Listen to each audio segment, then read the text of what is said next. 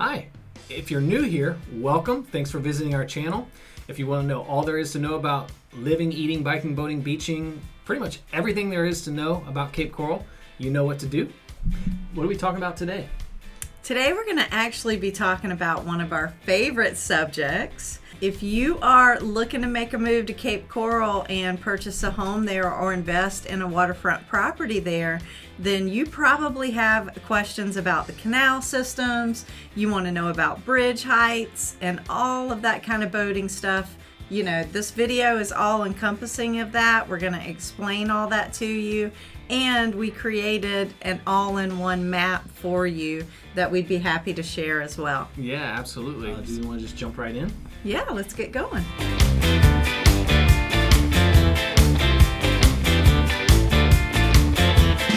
the first thing that we want to explain and show you and show everyone watching is the most popular map that everyone knows about is Google Maps. So we figured we'd start there, and especially for those of you who are watching that have no idea where Cape Coral even is, and there's a lot of you, I'm going to back out of this map a little bit. I just pulled up Cape Coral on a Google map, and when you back out, you can see we're in southern Florida, southwest Florida to be precise. We're about 2 hours to the west of Fort Lauderdale and Miami, about 2 hours south of Tampa, and about 3 hours south of Orlando. You can see them there. And when I zoom in on the Google map, you can see that Cape Coral is a very unique area in that it's surrounded by water on basically three sides. On the east side, we're bordered by the Caloosahatchee River, which is named after the Calusa Indians.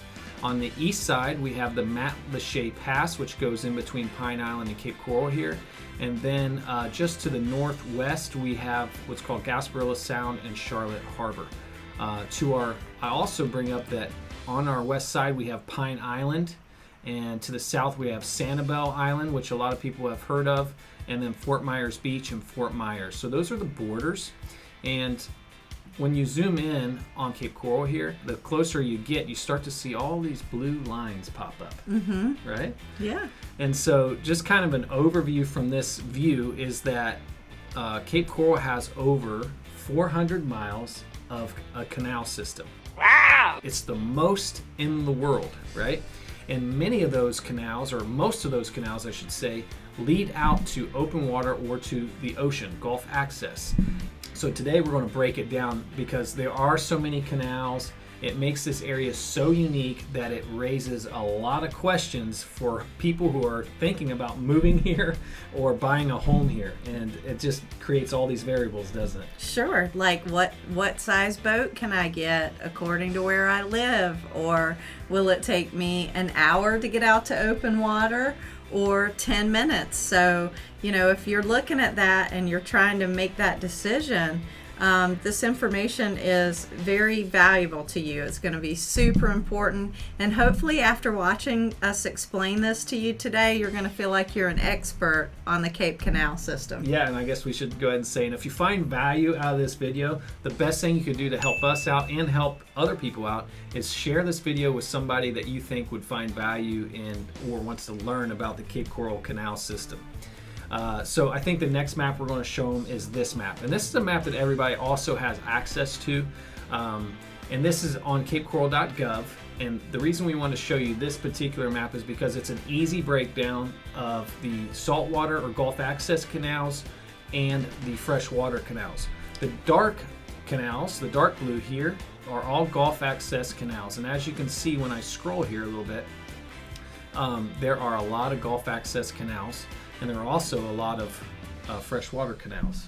Yeah, so we have also put this into our all-in-one map, but we wanted to go ahead and show you this one as well because it's just really easy to see here because there's not a lot going on this map besides that. So the light blue areas are the freshwater, the more royal blue areas are the saltwater, as Doug mentioned. That answers a lot of questions for people right there because, you know, where should I buy a house? Does this house lead out to the Gulf or not? Mm-hmm. So you can take a quick glance at this map and easily determine that. Yep. And so the next thing we'll share, the next map that we created specifically for our customers and for those of you who are watching this video, so we can easily explain a lot of things that you need to know or give you the answers to a lot of those questions. So where do you want to start off here, Lona? Well, so this does include the saltwater and freshwater canals like we mentioned. But since we just took a look at that, let's go ahead and talk about distance. Let's talk about, the more desirable properties in the Cape that are 0 to 2 miles from open water. Yeah, so if you watched our Cape Coral Explained video, we talked about where a lot of the more expensive homes are located in Cape Coral. And the reason a lot of these homes are so expensive is because of their convenience to open water. And as an example, if you look at the green area, which is the distance between 0 and 2 miles, all these green area, all these canals, anywhere that a home is located in this green area, typically it's going to be more expensive. Like if you build a brand new home in that area, it's going to be really expensive because they have the most convenient location in terms of getting out to open water, getting out to the river. Yeah, just as you're pointing that out, I wanted to talk about the arrows and the other little symbols there with the boats on them and things. Yeah. So the green area is the 0 to 2 miles. That means it's between 0 and 2 miles out to open water. When we say open water, what we're talking about there is, I'll probably go back to this map, which is open water is this dark blue area, the river right here, or Matlacha Pass. That's what we consider open water, right? So that's a good thing to note. Just because you're out of the canal and you're out in open water, a lot of these places are going to dump you out into the river, into the pass, and you're still going to travel a little ways before you get to the actual Gulf. That's correct. And in fact, right here in this particular area is what's called the miserable mile. So if you can see my cursor right there, that's called the miserable mile. And the reason it's called the miserable mile is because it's a manatee zone and you're supposed to be no wake going through there. If you look in this green area, you got all these arrows, and these arrows indicate where there are exits to open water. And as you can see on the southeast side, there's quite a few exits to open water over here. And then you'll see these little red squares. They indicate bridges, and they also have the heights from them. And Lona will explain that more here in just a second.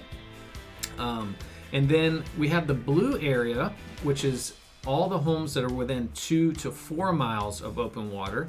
Again, you see all the bridges that are located there. And then yellow is 4 to 8 miles.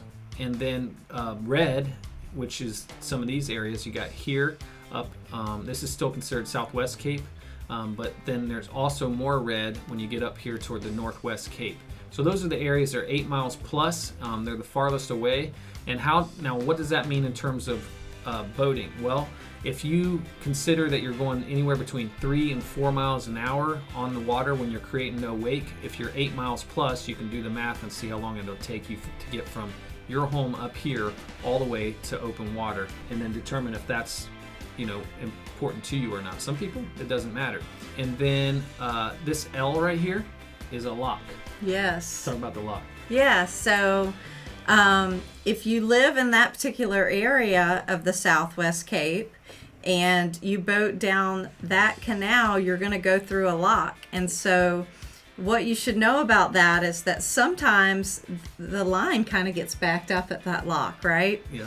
And that can be a point of contention for some boaters that do not want to wait in that line. So it has been rumored that that lock has been supposed to come out for a number of years now. And I actually believe that it got approved to come out before the pandemic. But as far as we know, there's been no movement on removing that lock. So if you do not want to have to go through the lock and you're looking at property, then you want to be on the east side of Chiquita Boulevard and look at properties more to that side of the Southwest, or move over to the southeast side of the Cape to avoid that lock situation. Yes, absolutely.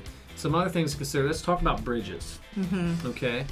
So on this particular map, we tried to make this map so it was all in one. You have your distances and your symbols that tell you where bridges are and stuff like that. Well, the bridges are also marked with the bridge heights or clearance.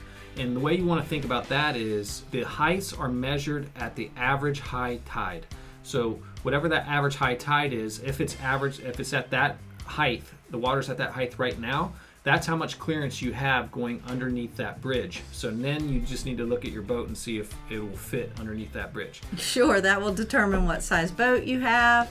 That will also determine whether you really need to pay close attention to the tides whenever you're going in and out on your boating excursions and things like that too. Yes, and that also bridges affect value of the home, because the more bridges that there are between you and open water, the less your home is probably going to be worth. And the reason why that is because a sailboater can't go under bridges.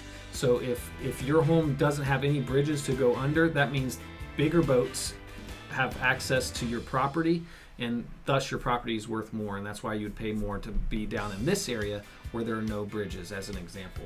Yeah, and also along Surfside Boulevard. So let's talk about that a little bit. Mm-hmm. Some of those properties there just run along the preserve. They don't have to deal with bridge heights and things like that to get out. That's taking a look at the Southwest Cape, and there's a very similar setup on the northwest side of the Cape where boats, can you show where they go along the preserve on that side, and then they exit to the Gulf there in Matlacha Pass? Yeah, so what Lona is talking about right here is what's called the spreader. Mm-hmm. And so these we call the neighborhood canal systems, right? So if wherever you live in here, you will basically exit at some point to the spreader, and then you take the spreader to the open water, okay? The spreader, think of the spreader as like the main artery that everybody connects to. It's the widest part of the canal, and a lot of houses are right on the spreader. And those are typically like homes that sell more because they can have the bigger boats and sailboats and things like that. And so down along here at Surfside Boulevard, this is also the spreader, and it comes down here through the lock. Very good point. Yeah, and make sure that you're working with an expert that really is familiar with the Cape and knows the canal systems. Some of those canals that are direct sailboat access canals also have power lines to contend with. Yes. So that's someone who's not an avid boater or doesn't have that boating experience may not know about. Absolutely. I think, did we describe everything? Well, take them back up to the Northwest Cape. Let's go up to the Northwest Since Cape, we pointed out like some boat ramps and, show them, if you could zoom out a little bit more so that they could see kind of how the canal system works on that side, and where you really only have that one exit point. Yeah, so if we want to talk about this particular area, the homes may seem like they're a better price up here in the Northwest Cape, and they are, with the exception of what it doesn't indicate a lot of times when you're looking at a home for sale in the MLS is that the home may not have public sewer and public water. So you're on septic and you're on well water. And so what happens is those homes are valued less because at some point city water will be connected there, and that house will have assessments on it, or it has already been connected to city water and city utilities, and they're paying assessments. Right. So we won't go too deep into that because I think we actually explained that in a different video. Yeah. But there is a plan for that. It's being zoned out right now, and all of those properties are in the process of converting over to city water and sewer. So if they're not already, it's just a matter of time. But I wanted you guys to kind of take a look at the map and see how that canal system worked on that side in particular, and how you only have really that one exit to get out to the Gulf, as opposed to the Southwest Cape where you have many, many exit points where the arrows indicate on the map. Yes, exactly. But since you brought up home prices, Doug, so if you guys want to check out any area of the Cape Coral or Southwest Florida in general, we're going to put our website right there for you. It's right there. So go and take a look at that, guys. It updates from the MLS every 5 minutes. So you're always going to get the latest and greatest info on home prices and what's on the market, what's not on the market, and just what's going on now. Exactly. And if you want to keep track of what your home is worth in this particular market, go back to the website, go to the top and click on home value, put in your address, and what happens is it will show you properties around you that have sold that are like yours so that you can get an accurate estimate, online estimate of what your home is worth. And obviously Lona and I would love to come out and give you a free evaluation. It's just a service that we offer for free, and we'll tell you what your home is worth. If you're looking to move to the Cape, yeah, we'd also love to help you find your little slice of paradise here. Exactly. Hopefully you got a huge value out of this video and that you learned a lot. And if you have any questions, you can feel free to drop them in the comments and we can answer them there. If you need us to shoot a video on something in particular, let us know. We'll be happy to shoot a video on that. I'm Doug Lugers. I'm Lona Lugers. Thank you so much for watching.